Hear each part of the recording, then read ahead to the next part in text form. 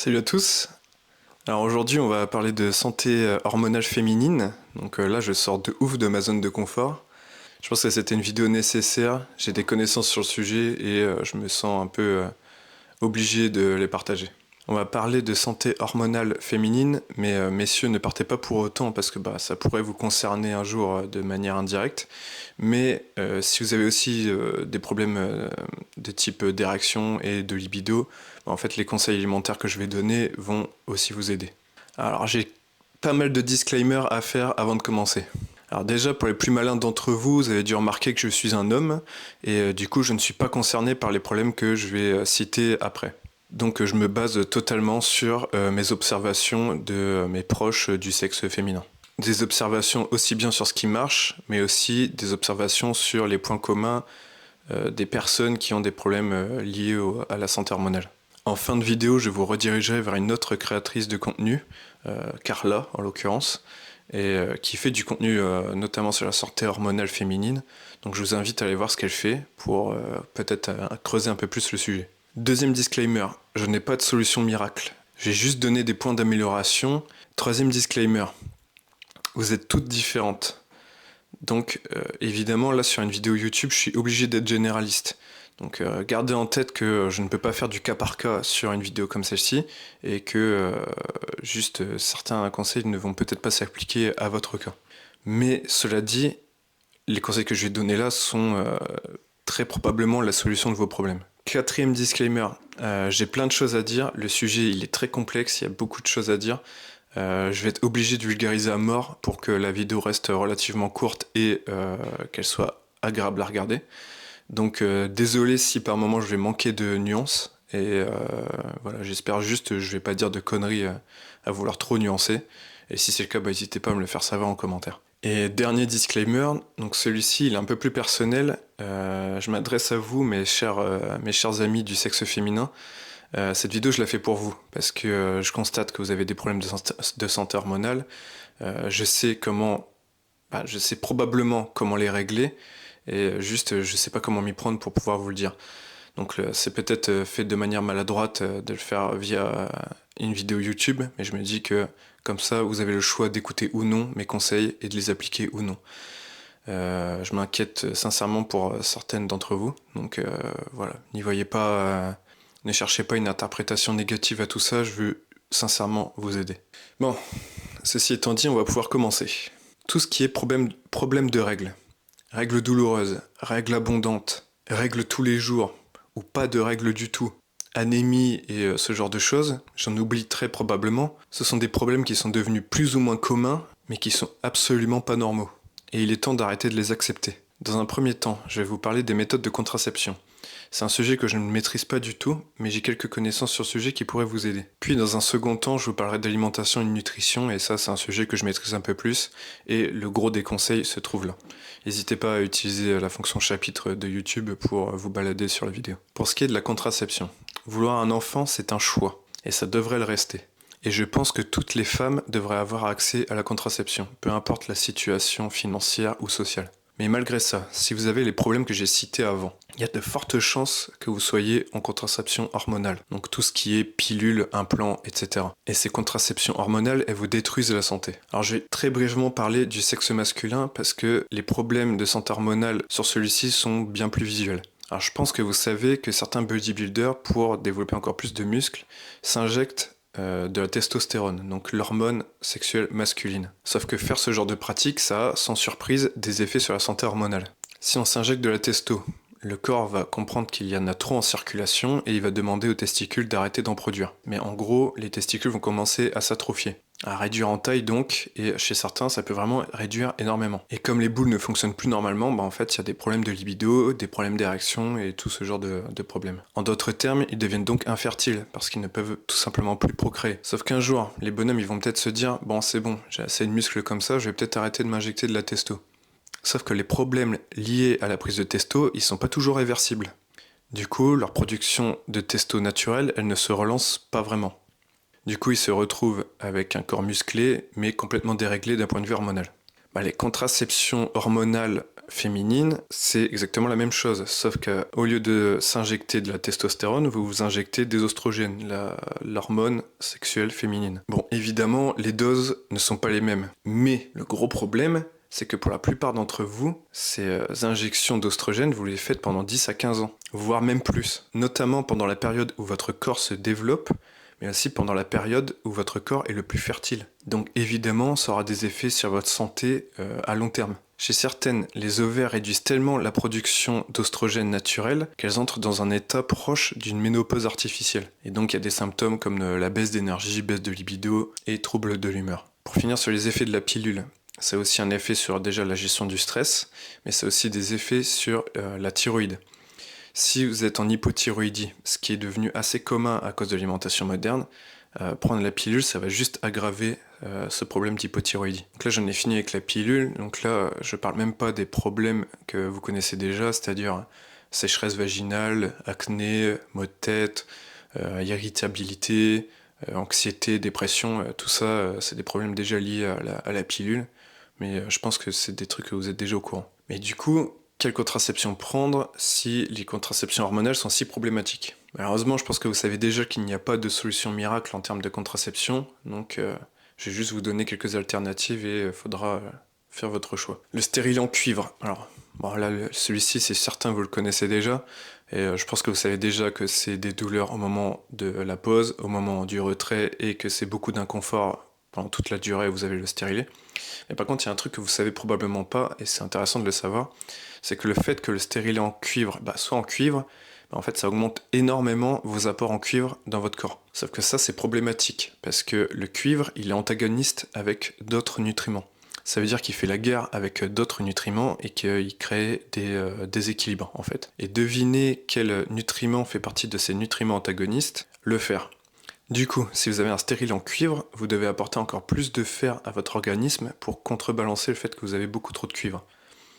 Mais je reviendrai sur le sujet du fer un peu plus tard. Alors, autre contraception que vous connaissez très bien, c'est le préservatif. Bon, vous connaissez déjà les problèmes liés à la capote et c'est généralement le fait que les rapports soient moins agréables. Du coup, certains mecs vont peut-être vous casser les couilles et pas vouloir les mettre. Et puis même de ce que j'ai compris, les rapports sont aussi moins agréables pour vous. Mais ce que vous ne savez peut-être pas, c'est que la plupart des capotes ont des additifs et que ces additifs sont des perturbateurs endocriniens, c'est-à-dire des perturbateurs de votre santé hormonale. Bon, évidemment, c'est pas du tout les mêmes doses que ce qu'il y a dans les pilules, etc. Donc, en vrai, c'est un moindre mal. Et autrement, certains de ces additifs contiennent beaucoup de microplastiques. Et on a déjà des microplastiques un peu partout dans le corps. Si on pouvait éviter d'en mettre dans les parties intimes, ça serait quand même un peu mieux. Mais au-delà de ça, moi, je pense que c'est quand même une bonne alternative de contraception. Ensuite, je vais vous parler des deux alternatives naturelles. Bon, alors les deux impliquent d'être en bonne santé. Et je vais pas rentrer dans les détails, je vais juste vous dire qu'elles existent et je vous laisserai faire vos recherches. Alors premièrement, messieurs, il est possible d'avoir des orgasmes sans éjaculer.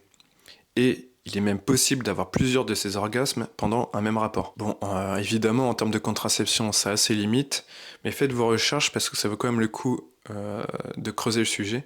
Deuxième alternative, pour vous, mesdames, apparemment, il est possible de se cycler naturellement. Bon, pas tout à fait cyclé, mais en gros, c'est possible de savoir à l'avance à quel moment vous avez une ovulation. Et donc du coup de savoir à quel moment il faut éviter d'avoir des rapports pour du coup éviter de tomber enceinte. De ce que j'ai compris, c'est une méthode qui consiste à prendre sa température tous les jours. Bon, j'en sais très peu sur le sujet, je vous invite à faire vos recherches, mais apparemment ça fonctionne assez bien quand on est en bonne santé. Donc ces deux alternatives, donc le fait d'avoir des orgasmes non éjaculatoires et le fait de connaître sa période d'ovulation, ça réduit énormément les risques de tomber enceinte. Bon, évidemment, c'est pas parfait, mais je trouve que c'est quand même une bonne alternative quand on voit les alternatives modernes avec tous les problèmes que ça implique. Voilà, les options sont là. Là, je voulais juste vous informer. Mesdames, c'est à vous de faire votre choix et pick your poison, comme on dit. Bon, maintenant on va parler alimentation et nutrition. Et là, je vais vous donner quelques conseils qui pourraient vraiment atténuer énormément les symptômes de règles douloureuses, etc. Voire même les régler complètement. Bon, il y a énormément à dire sur l'alimentation, donc je vais devoir vulgariser à mort et juste vous donner les conseils majeurs qui auront la majorité des résultats. Alors déjà, je vais commencer par un constat simple. Si vous avez des problèmes de santé hormonale, vous êtes probablement soit trop sèche, soit carencée, soit les deux. Vous avez besoin de manger pour être en bonne santé, ça me semble assez logique, mais pourtant, ce n'est pas forcément appliqué. Vous ne faites pas avoir par les critères de beauté moderne. Privilégiez votre santé, et en plus de ça, vous serez sans doute tout aussi belle avec quelques kilos de plus, voire même peut-être même encore plus belle. Bon, évidemment, c'est subjectif, hein, mais voilà. Et si c'est pas pour des critères esthétiques, mais plus pour des critères de performance, vous prenez le problème à l'envers. Si votre corps est trop sec, il tourne au ralenti, tout simplement parce qu'il est en mode survie. Alors certes, avec quelques kilos en plus, vous serez plus lourd, mais votre corps fonctionnera mieux et in fine, vos performances seront probablement meilleures. Pour ce qui est des carences, l'alimentation moderne est très faible en nutriments, donc c'est pas étonnant que vous soyez carencé. Mais aussi, les connaissances du français moyen en nutrition sont très limitées. Du coup, on a tendance à suivre des conseils qui sont objectivement mauvais. Et là, c'est le moment parfait de parler de l'anémie. C'est un problème qui est devenu très commun et c'est principalement à cause de méconnaissances en nutrition. Arrêtez de manger des lentilles et autres légumineuses et pensez que ça va régler vos problèmes d'anémie. Bon là, je vais devoir être un peu scientifique et vous sortir des chiffres, mais ça va me servir pour la suite de la vidéo. Alors effectivement, si on compare les teneurs en fer de 100 g de lentilles et 100 g de viande crue, on a environ 6,5 mg de fer dans les lentilles et 2,6 mg de fer dans la viande rouge. Donc si on s'arrête là, on peut se dire, ah bah en fait, oui c'est vrai, il y a plus de fer dans les lentilles que dans la viande rouge. Sauf que c'est oublier deux choses importantes. Déjà, premièrement, là, ce sont les valeurs pesées crues. Donc si on cuit les aliments, ça va tout de suite changer la donne. La teneur en fer en elle-même ne va pas changer. Mais par contre, ce qui va changer, c'est le volume. Pour vous donner une idée, 100 g de viande crue, c'est un petit steak haché industriel. Donc ça va, c'est mignon, c'est pas très gros, ça se mange facilement, et à la cuisson, il va même réduire un petit peu en taille. Sauf que les lentilles, ça se cuit dans de l'eau. Et avec l'eau, elles vont prendre en volume. Elles vont prendre environ 2,5 fois leur volume. 100 g de lentilles crues, c'est environ un petit verre de cantine. Une fois cuite, vous obtenez environ 2,5 verres de cantine de lentilles à manger. Donc vous avez le choix, pour les mêmes teneurs en fer, entre un petit steak haché ou 2,5 verres de cantine de lentilles. Alors sincèrement, je pense que c'est bien plus simple de manger le steak que les lentilles. Je pense même que c'est plus simple de manger 3 steaks que 2,5 verres de cantine de lentilles. Et là en plus, je parle même pas de l'aspect digestion, et je parle même pas des gaz que vous aurez après à manger autant de lentilles. Et au-delà de ça, c'est aussi oublier le deuxième gros problème, c'est l'assimilation du fer.